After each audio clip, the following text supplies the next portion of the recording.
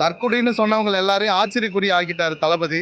ஆச்சரியக்குறியா இருக்கிற எங்களை பார்த்து இப்போ எல்லாருமே வந்து அதிகாரின்னு பேசுற அளவுக்கு ஆக்கிட்டாங்க. அவரோட ஒர்க் அந்த மாதிரி சரிங்களா. ஒரு விஷயத்தை கஷ்டப்பட்டு நம்ம எந்த அளவுக்கு கஷ்டப்படுறோமோ அந்த அளவுக்கு நம்ம பெரிய ஆள் ஆக போறோம். கண்டிப்பா நமக்கு ஒரு நல்லாட்சி கொடுப்பாருன்னா அது நம்ம அண்ணனால மட்டும்தான் முடியும், நம்ம விஜய் அண்ணனால மட்டும்தான் முடியும்.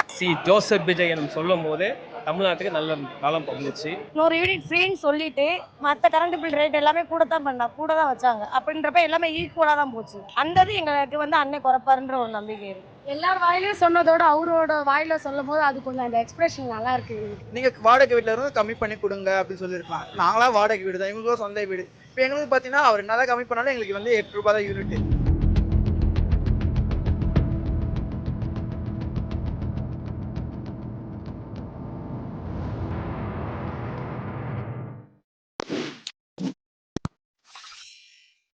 எனக்குன்னு மட்டும் கிடையாது, ஒட்டுமொத்த உலக இளைஞர்கள், உலகம் பூரா இருக்கக்கூடிய இளைஞர்கள், மாணவர்கள், மாணவிகள் மத்தியில் இது ஒரு பெரிய ஒரு புரட்சி மாதிரி. ஜோசப் விஜய் எனும் நான் அப்படிங்கிற குரலை கேட்ட உடனே யாருக்காவது நெஞ்சு வலி வந்தால் கூட நெஞ்சு வலி நின்றுருக்கோம், உயிர் போகிறவங்க கூட பொழைச்சிவாங்க. அந்த மாதிரி சாதாரண இது கிடையாது. எல்லாரும் எதிர்பார்த்து ஒரு இக்கட்டான சூழ்நிலையிலேருந்து வந்து ஏகப்பட்ட தடைகள், தாமதங்கள், பல்வேறு மேடு பள்ளங்களை எல்லாம் கடந்து இக்கட்டான சூழ்நிலை வந்திருக்காரு. ரொம்ப மகிழ்ச்சியாக இருக்குது. கண்டிப்பாக நாட்டு மக்களுக்கு நல்லது செய்வார். அவரோட பதவியேற்ற விதமே வந்து ஆக்ரோஷமாக எல்லாருமே அவரோட அமைச்சர்கள் அத்தனை பேரும் ரொம்ப பயங்கரமாக ஆக்ரோஷமாக இது பண்ணாங்க. அதெல்லாம் பார்க்க சந்தோஷமாக இருந்துச்சு. விஜய் அவர்கள் இப்படி ஸ்டடி மைண்டோட டெடிக்கேஷனாக இருந்துகிட்டு இருக்காரு. அவர் கூட இருக்கக்கூடிய அமைச்சர்கள், சுற்றி இருக்கிறவங்க அத்தனை பேரும் விஜய்க்கு கோஆப்ரேட் பண்ணணும், அதுதான் மெயின். அதனால ரொம்ப மகிழ்ச்சியாக இருக்குது. ரொம்ப ரொம்ப மகிழ்ச்சி. உலக தமிழர்கள் அத்தனை பேரும் மகிழ்ச்சி அடைஞ்சிருப்பாங்க. இது ஒன்றும் எங்களுக்கு ஒன்றும் புதுசு இல்லை. அப்போலேருந்து படத்தில் இருந்து கட்சி ஆரம்பித்ததுலேருந்து எல்லா நாள்லையுமே இந்த ஸ்ட்ரகிள் இருந்து தான் இருந்துச்சு. அது ஒன்றும் எங்களுக்கு புதுசு இல்லை.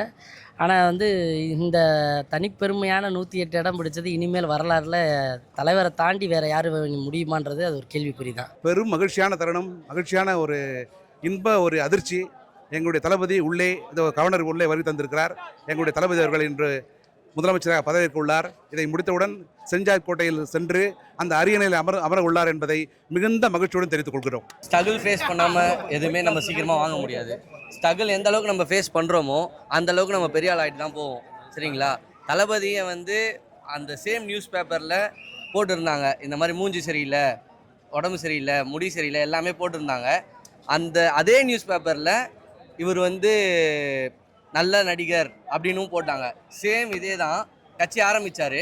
அப்போ என்ன பண்ணாங்க, நக்கீரனில் போட்டாங்க இவர் வந்து இந்த மாதிரி பண்ணுறாரு, தப்பு பண்ணுறாரு, எல்லாமே போட்டாங்க. 41 பேரை சாவடிச்சாரு அப்படின்னு போட்டாங்க. Same news paper 2 days before பார்த்தீங்கன்னா தளபதி சிஎம் சீட்டில் உட்கார்ற மாதிரி போட்டிருக்காங்க. அது காரணம் என்ன, அவரோட ஒர்க் அந்த மாதிரி சரிங்களா. ஒரு விஷயத்தை கஷ்டப்பட்டு நம்ம எந்த அளவுக்கு கஷ்டப்படுறோமோ அந்த அளவுக்கு நம்ம பெரிய ஆள் ஆக போகிறோம். ஸோ ஆஸ் அ தளபதி ஃபேனாக நான் என்ன சொல்கிறேன்னா, அவரை மாதிரியே எல்லாரும் ஸ்ட்ரகிளை பாருங்கள். ஸ்ட்ரகிளை பார்த்துட்டு நீங்களும் பெரிய ஆள் ஆவீங்க. அவர் பார்க்காத ஸ்ட்ரகிள் எதுவுமே கிடையாது இது வரைக்கும். கண்டிப்பா நமக்கு ஒரு நல்லாட்சி கொடுப்பாருன்னா அது நம்ம அண்ணனால மட்டும்தான் முடியும், நம்ம விஜய் அண்ணனால மட்டும்தான் முடியும். நம்ம முதலமைச்சர்ங்கிற மாதிரி நம்மளே முதலமைச்சரா இருக்கிற மாதிரி தான். கண்டிப்பா அண்ணன் மட்டும் முதலமைச்சர் கிடையாது, நம்ம எல்லாருமே முதலமைச்சர் தான். தற்குறின்னு சொன்னவங்க எல்லாரையும் ஆச்சரியக்குறி ஆக்கிட்டாரு தளபதி. ஆச்சரியக்குறியா இருக்கிற எங்களை பார்த்து இப்போ எல்லாருமே வந்து அதிகாரின்னு பேசுற அளவுக்கு ஆக்கிட்டாங்க. இந்த ஆட்சி நல்லாட்சியா மலர்றதுக்கு எல்லா வேற்றுமையை கடந்து எல்லாரும் ஒத்துமையா, எந்த கட்சியும் பாகுபாடு இல்லாம எல்லாரும் ஒன்னா சேர்ந்து தளபதியோட நல்லாட்சி அமையறதுக்கு எல்லாரும் உறுதுணையா இருக்கணும்னு கேட்டுக்கிறேன். ஏகப்பட்ட ஸ்ட்ரகிள் என்னென்னமோலாம் கொடுத்து பார்த்தாங்க. எல்லாத்தையும் தளபதி நேர்மையான வழியில் சந்தித்து ஒரு மிகப்பெரிய வெற்றியை கொடுத்துருக்காரு. ரொம்ப மகிழ்ச்சியாக இருக்குது. 2024 பிப்ரவரி மாதம் கட்சி ஆரம்பித்து ஏகப்பட்ட ஸ்ட்ரகிள், ஆளும் அரசாலும் எதிர்கட்சியாலும் ஏகப்பட்ட ஸ்ட்ரகிளெலாம் தாண்டி பல முன்னேற்றங்களை அடைஞ்சு பல இடைஞ்சல்களை தாண்டி இன்றைக்கி நாங்கள் வந்து ஒரு இடத்துல முதலமைச்சர் ஜோசப் விஜய் நான் அன்றுங்க ஒரு சூழ்நிலைக்கு உருவாகியிருக்கு. இதுக்கு காரணம் வந்து ஒட்டுமொத்தமாக 8 கோடி தமிழ் மக்கள் தான். இதுக்கு வேறு எந்த காரணமும் இல்லை. மக்கள் வந்து ஒற்றுமையாக இருந்து தளபதியை வந்து முதலமைச்சருக்கு ஆயிருக்காங்க. அவருடைய வெற்றியை இனி எந்த காலத்திலையும் யாரும் தடுக்க முடியாது. மக்கள் பார்த்திங்கன்னா நானும் வந்து என்னுடைய அரசியல் வாழ்க்கையில் பலதும் சந்திச்சுக்கிறேன். ஒரு முதலமைச்சர் பதவி ஏற்றிருக்கு, சென்னையே வந்து விழாத்தோடு எந்த பக்கமும் எங்கேயும் போக முடியல. மக்கள் வளம் எங்கே பார்த்தாலும் காட்சி அளிக்குது. இது வந்து மிகப்பெரிய வெற்றி. அடுத்த 25 வருஷத்துக்கு தமிழ்நாடு முதலமைச்சர் வந்து அண்ணன் விஜய் தான். இதில் எந்த மாற்று கருத்து இல்லை. சிறப்பாக இருக்கும் திட்டங்கள், அரசியல் அமைப்பு நல்லா இருக்கும், மக்கள் எல்லோரும் சந்தோஷமாக இருக்கலாம். மிகப்பெரிய வெற்றியை தொடர்ந்து இருக்கும். எல்லா சமுதாய மக்களுக்கும் எல்லா மத மக்களுக்கும் ஒரு சிறந்த முதலமைச்சராக அவர் இருப்பார். அவர் எல்லாருக்கும் நல்லது செய்வார். அந்த இதில் தான் நாங்கள் எல்லாருமே ஓட்டு போட்டு அவரை தேர்ந்தெடுத்திருக்கோம். மக்களுக்கு இனிமேல் ரொம்ப நல்ல காலம்தான். இனிமேல் இப்போ மட்டும் இல்லை, எப்பவுமே அவர் நிரந்தர முதலமைச்சராக இருப்பார் அப்படின்றத ரொம்ப நன்றியோடு தெரிவித்துக் கொள்கிறேன். எல்லாருக்கும் கோடான கோடி நன்றிகள். எவ்வளோ கஷ்டத்தெல்லாம் பார்த்துட்டாரு. இனிமேல் தமிழ்நாட்டுக்கு அவர் என்ன பண்ணுறாரு எல்லாருமே பார்க்கட்டும். எல்லா கஷ்டத்தையும் பார்த்து முடிச்சுட்டு வந்துட்டாரு. அவரை ரொம்ப கலங்க வச்சுட்டாங்க. இதுக்கு மேலே என்ன நடக்குதுன்னு பார்ப்போம். இதுக்கப்புறம் நீங்க திரைத்துறையில அவரை மிஸ் பண்ணுவீங்களா?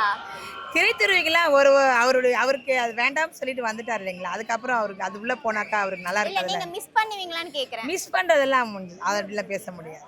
அவரு அதில் அதில் இருக்கும்போது அதை ரசித்தோம். இதுக்கு மேலே இவர் என்ன பண்ணுறாரு பார்ப்போம். வந்திருக்கிறாரு, அதுக்கே பெரிய பாராட்டு கொடுக்கணும்.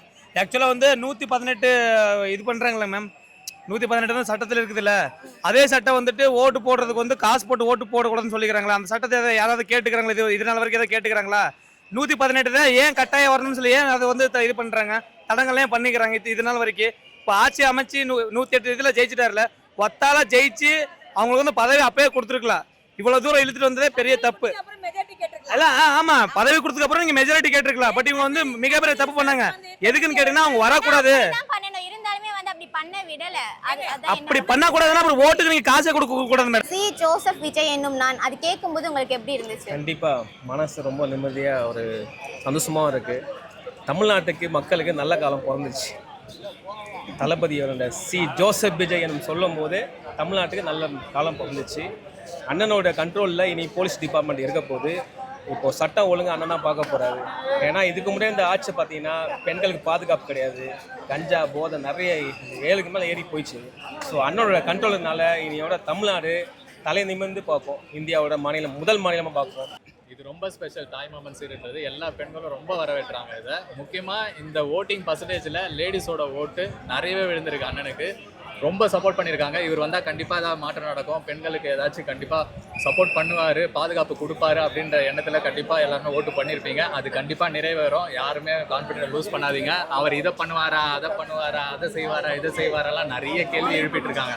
இப்போ தானே கையெழுத்து போட்டிருக்காரு. இதுக்கப்புறம் பாருங்கள் அடுத்த ஒரு வருஷத்துக்குள்ளே என்னென்ன நடக்குது. ஒரு வருஷம்லாம் வேணாம், ரொம்ப சூனே இது என்னென்ன நடக்குது, என்னென்ன மாற்றங்கள் தமிழ்நாட்டில் வருதுன்னு தமிழ்நாட்டு மக்கள் எல்லாரும் உன்னிப்பாக பார்த்துட்டு இருக்காங்க. கண்டிப்பாக அந்த மாற்றம் நடக்கும். எங்கள் தலைவருக்கு எப்பவுமே தடைகள் வந்தாதான் அது விஜய். தடைகளை மீறி அவர் வெற்றி பண்ணாதான் அந்த வெற்றி நிரந்தரமாக இருக்கும். தடைகள் இல்லாமல் இருந்தாருன்னா அது வெற்றி நிச்சயமாக இருந்திருக்காது. அதனால எப்பயுமே தடைகளை உடைச்சு வரவர் தான் எங்கள் தலைவர் ஜோசப் விஜய் என்னும் நான் என்று சிஎம் ஆயிட்டாரு. இதுக்கப்புறம் எங்களுக்கு எல்லாமே நல்லதாக நடக்கும். அதனால வெற்றி நிச்சயம். இனிமேல் தமிழ்நாடே பிளாஸ்டிக் தான். அண்ணன் முதலமைச்சர் சொல்கிறப்ப ரொம்ப ஹாப்பியாக சந்தோஷமாக இருந்துச்சு. நாங்கள் அங்கேயே போக முடியல. நான் ஊர்லேருந்து திருவாரூர்லேருந்து வந்திருக்கிறதுனால அண்ணனை போய் அங்கே போய் பக்கத்தில் போய் பார்க்க முடியல. அது ரொம்ப சந்தோஷமாக இருக்குது. அண்ணன் ஏன்னா 5-6 நாட்களாக அண்ணனை ரொம்ப கஷ்டப்பட்டாங்க. ரொம்ப கஷ்டம் தாண்டி வந்துக்கிறாங்க. 100 யூனிட் ஃப்ரீன்னு சொல்லிட்டு மற்ற கரண்ட் பில் ரேட் எல்லாமே கூட தான் வச்சாங்க. அப்படின்றப்ப எல்லாமே ஈக்குவலாக தான் போச்சு. அந்த இது எங்களுக்கு அண்ணன் குறைப்பாருன்ற ஒரு நம்பிக்கை இருக்குது. இப்போ உட்காந்துட்டோன்னா நம்ம நாட்டை காப்பாற்றணும். அவங்கள நம்மளுக்கு எல்லாத்துக்கும் நன்றி செய்யணும். நாங்கள் அதை தான் எதிர்பார்க்க கஷ்டப்பட்டு ஒழிச்சு வந்துட்டாங்களே. சினிமாவில் எப்படி வந்துட்டாங்களோ அது போல் வந்துட்டாங்க. எங்கள் தம்பி, என் கடவுள், அவளுக்கு யாருமே தடங்கள் இருக்கக்கூடாது. நல்லபடியாக வரணும், வாழ்க்கை பூரா வரணும். அவருக்கு உயிர் கொடுக்க நாங்களும் உயிர் கொடுப்போம். அவன் நல்லதே நினைக்கணும், நல்லதே செய்யணும். அவங்க துணையாக நாங்கள் எப்பவும் இருக்கோம். அவங்களுக்கு எந்த ஆபத்து வந்தால் நான் துணையாக இருப்பேன். என் உயிரில் அவங்களும் கொடுப்பேன். அவங்க நல்லா இருக்கணும். அவங்களுக்கு ஏன் எதுவும் கொடுக்கலன்னா பரவாயில்ல, ஆனால் அவங்களுக்கு கொடுப்பாரு. அவங்க மனசு எண்ணத்தில் இருக்கு அவங்களுக்கு. ஆனால் எங்களை பார்த்துக்கணும், நாங்களும் அவங்கள பார்த்துப்போம். இது நன்றிம்மா. இந்த மூமெண்ட்டு ரொம்ப ஹாப்பியாக இருக்குது. நினச்சி பார்க்கல. இது ஒரு நான் ஃபேன் மூமெண்ட்டாக சொல்கிறேன். எனக்கு ரொம்ப ப்ரௌடாக இருக்குது. தளபதி சிஎம்மாக வருவாருன்ட்டு நாங்கள் எதிர்பார்த்தது தான். பட் அவர் நிற்பாருன்ட்டு இது வரைக்கும் யாரும் எதிர்கட்சி எதிர்பார்த்துருக்க மாட்டாங்க. ஓகே இப்போ 200 யூனிட் ஃப்ரீன்னு சொல்லியிருக்காரு. ஸோ அது சாத்தியமாகுமா? 200 யூனிட் ஃப்ரீயாக கொடுக்க முடியுமா? அது ரெகுலராக வர முடியுமா? அண்ணன் சொல்கிறத மட்டும்தான் செய்வார், சொல்லாததை செய்யவே மாட்டார். கண்டிப்பாக பண்ணுவாருன்ட்டு நம்பிக்கை இருக்குது, செய்வார். எனக்கு அழுவாத குறை கண்ணிலேருந்து அப்படியே ஒரு மாதிரி ஒரு தலைவர் பார்த்தா ஒரு வெறி வரும். அந்த மாரி எங்களை அவரை சொன்னோன்னே எங்களால் அதை ஏற்றுக்க முடியல. எப்படின்னா ஒரு அதுக்கு ஒரு மனசு வேணும்னு சொல்லுவாங்க தெரியுமா, திடமான மனசு. எங்களுக்கு அது கிடையாது. அவர் சொன்னோன்னே எங்களுக்கு அறியாமல் அந்த புல்லரிக்குன்னு சொன்னாங்க, அந்த மாரி ஆயிடுச்சு எங்களுக்கு. நாங்கள் உள்ளே ஸ்டேடியத்துலேயே எங்களுக்கு வந்து ஒரு எல்லாரும் கத்தனோடனே எங்களுக்கு ஒரு மாதிரி ஆயிடுச்சா. சரி, எல்லார் வாயிலையும் சொன்னதோட அவரோட வாயில சொல்லும் போது அது கொஞ்சம் அந்த எக்ஸ்பிரஷன் நல்லா இருக்கு எங்களுக்கு கேட்கறதுக்கு. அதுவும் வந்து சினிமால சொல்ற மாதிரி அந்த ஒரு பவரோட சொல்லியிருந்தாரு இல்லையா? அதே சேம்பா, கொஞ்சம் கூட ஒரு மாற்றம் இல்லை. அவ்வளோ ஒரு பொறுமைப்பா, அவ்வளோ ஒரு பொறுமை. அவர் இப்படி இருப்பாரு அப்படின்ட்டு அவர்கிட்ட தான் நம்ம கற்றுக்கணும் நிறைய பொறுமைன்றதெல்லாம். எவ்வளோ ஸ்ட்ரகிள்ஸ் வந்தது, ஆனால் அதையும் தாண்டி நான் சிஎம்மா இருப்பேன்ட்டு ஆனால் இருந்தாருப்பா. ரொம்ப ஒரு எங்களாலே முடியல எங்களை கண்ட்ரோல் பண்ணேன், அந்த அளவுக்கு இருந்தது. அவரை பார்க்கறது வந்து 4வது வாட்டி நான் அவரை பார்க்குறேன். 4வது வாட்டி பார்க்குறேன். இருந்தாலுமே சில பேருக்கு வீடு தான் பார்த்தாச்சு இல்லை, உள்ள போனோம். பாஸ் இருக்கு, பாஸ் இருந்துச்சுன்னா உள்ள போனோம். நான் ஃபர்ஸ்ட் டைம் என் லைஃப்பில் வந்து ஒரு ஆக்ட்ரஸ் பார்க்குறேன்னா அது விஜய் தான் பார்த்துருக்கேன். ஆனால் அவரை நான் திரும்ப பார்ப்பேன் நான் நினைக்கவே இல்லைப்பா. அது ரொம்ப ஒரு பயங்கர ஆசையாக இருக்கு, போய் மறுபடியும் அவரை பார்ப்போம் அப்படி. அவர் சொன்ன வார்த்தை இதோட அவ்வளோதான் முடிஞ்சுது என்னை பார்க்குறது அப்படி சொல்ல, திரும்ப மீண்டும் சந்திக்கலாம் தான் சொல்லியிருக்காரு. அதுவே எங்களுக்கு ரொம்ப ஒரு ஆசை அதிகமாக. நிறையா மாநாடுல மீண்டும் சந்திக்க வரை அப்படின்னு சொல்லுவார். லாஸ்ட் முடிக்கும் போது மீண்டும் சந்திப்போம் அப்படின்னு சொல்லி முடிச்சாரு. அது வந்து நாங்கள் எக்ஸ்பெக்ட் பண்ணவே இல்லை அவர் சொல்லுவார் அப்படின்ட்டு. இப்போ 200 யூனிட்ஸ் வந்து ஃப்ரீயா கொடுக்குறேன்னு சொல்லியிருக்காரு மின்சாரத்துல. அது சாத்தியமாகுமான்னு ஒரு கேள்வி. கண்டிப்பா ஃபர்ஸ்டோட சைனே அதான்ப்பா போட்டிருக்காங்க. சாத்தியமாகுமா உங்க கருத்து? கண்டிப்பா சாத்தியமாகாம அவர் சொல்லிருக்காரு. சொல்லுங்க. அவர் அந்த இடத்துல உட்கார்ந்திருக்காரு. முதல் சைன் அவர் போட்டது அதுதான் போட்டார். 2வது சைன் வந்து பெண்களுக்கு பாதுகாப்பு, வேலு நாச்சியார் படைய ஆரம்பிக்கிறாரு. 3வது சைன் வந்து வயசு பசங்க வந்து ரொம்ப போதையில வந்து அடிக்ட் ஆயிருக்காங்க, அதனால அது போதை பொருளுக்கு ஒழுங்குனர் 3வது சைன் போட்டிருக்காரு. முன்னாடி உங்க வீட்ல மின்சாரம் எப்படி இருந்துச்சு? நிறைய பேர் இல்லப்பா, இதுக்கு முன்னாலலாம் எங்க வீட்ல எல்லாம் 3000 ரூபாய் வந்திருக்குப்பா கரண்ட் பில்லு. நாங்க வந்து இது எதிர்பார்க்கல, அவர் இப்படி சொல்லுவாருன்றது நாங்க எதிரே பார்க்கல. ஆனா என்ன ஒண்ணு, வாடகை வீட்டையும் வாடகை இருக்கிறவங்களுக்கும் சொல்லியிருக்கலாம், அவங்களுக்கும் வந்து வாடகை வீட்டில் இருக்கிறவங்களுக்கும் யூனிட் கம்மி பண்ணணும்னு சொல்லி அந்த ஒரு போட்டிருக்கலாம். ஒரு ஒருத்தங்க வந்து யூனிட் வந்து 8 ரூபாய் 10 ரூபான்னு கொடுக்குறவங்க, நீங்கள் வாடகை வீட்டில் இருந்து கம்மி பண்ணி கொடுங்க அப்படின்னு சொல்லியிருக்கலாம். இப்போ நாங்களாம் வாடகை வீடு தான், எங்களுக்கும் சொந்த வீடு. இப்போ எங்களுக்கு பார்த்தீங்கன்னா அவர் என்ன தான் கம்மி பண்ணாலும் எங்களுக்கு வந்து 8 ரூபாய் தான் யூனிட். அது ஹவுஸ்னர் என்ன பண்ணோம், சரி நம்ம தான் கம்மி பண்ணியிருக்காரு, அவர் கம்மி பண்ணாதான் உண்டு ஹவுஸ்னர். அதுக்கு ஒரு வந்து என்ன பண்ணோம், ஒரு அறிக்கை விடலாம். இப்போ சொந்த வீட்டில் இல்லாதவங்க வாடகை வீட்டில் இருக்கவங்களுக்கு யூனிட் வந்து கம்மியாக வாங்குங்க அப்படின்னு கூட சொல்லலாம், சொல்லுவார்.